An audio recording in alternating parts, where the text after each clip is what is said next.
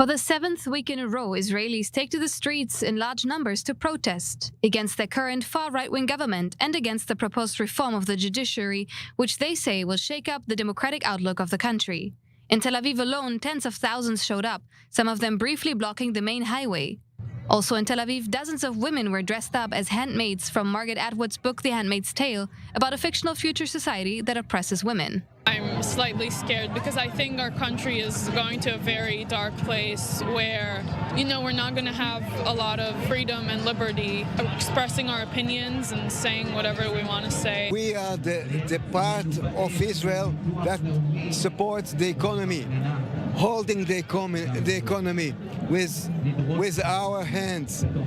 And we will not allow Israel to deteriorate into any kind of dictatorship.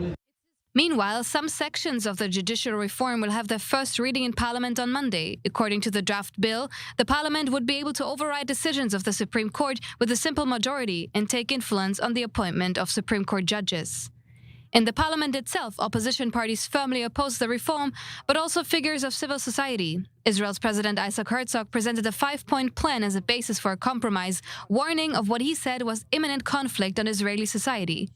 Israel's police chief said in a rare-long interview on Israeli TV that he's worried about escalating discourse in society.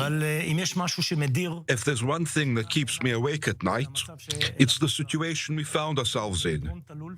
We're on a steep slope of a belligerent conversation, a media discourse in which those behind the keyboard do not understand the impact on the other. This is the opportunity to call everyone to take a deep breath, relax, engage in a conversation, and not get to violence, not verbal, not written, and not physical.